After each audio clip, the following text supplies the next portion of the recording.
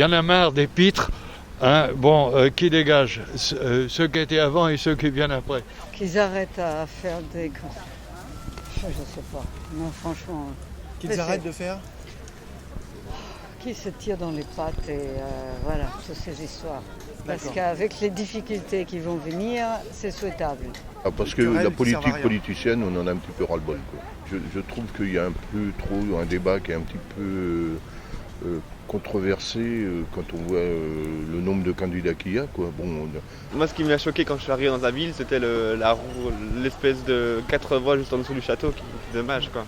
Les voitures berges, c'est vrai que l'aménagement prévu peut être sympa avec tout ce qui se passe. Sauf que je trouve que c'est quand même nécessaire que les voitures passent.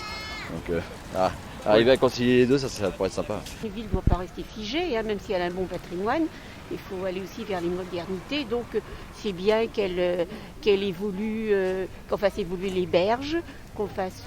Puis il faut qu'on change notre mode de vie en considérant autrement les véhicules. La priorité, c'est bien sûr de faire venir des entreprises pour créer des emplois. Trouver du travail pour nos jeunes, délaissés, si on peut dire, nos jeunes en plan. Pour moi, c'est d'urgence. Mais ça, on ne peut pas claquer dans les doigts pour faire venir les entreprises.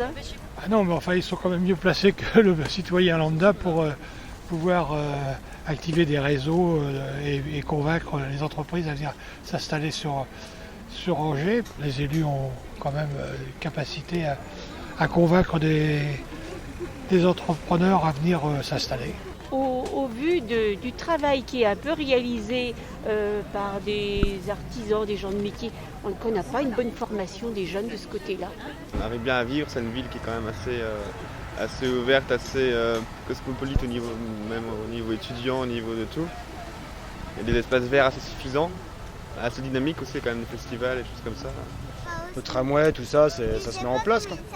On n'est pas tellement habitué à ça, mais les gens commencent à s'y faire. Pour le tram, j'estime que une deuxième ligne est indispensable pour partir de Belleville pour desservir les universités. La ligne la dernière ligne des trams, je trouve ça coûte trop cher.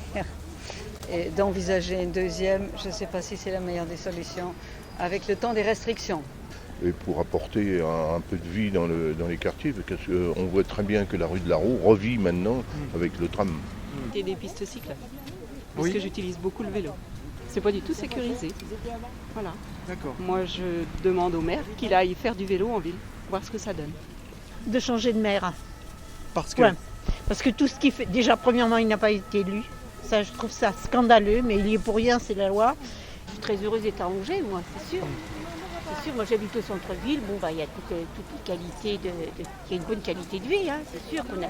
On vit à Angers, ouais. C'est une ville très dynamique, j'adore cette ville. Ça fait combien de temps qu'on y est? 5 ans? 6 ans? Ce que j'aime moins, c'est peut-être ma taxe d'habitation et ma taxe foncière. Mais après, c'est tous les services qui sont rendus aussi pour l'agglomération. On a quand même une belle ligne de tram. Il faudrait nettement améliorer le ramassage des poubelles, remettre aux gens des containers comme ça existe dans certaines villes plutôt que des sacs qui sont éventrés et qui sont déposés dans la rue en centre-ville n'importe quel jour, à n'importe quelle heure. On vit des journées entières avec des poubelles sous nos fenêtres.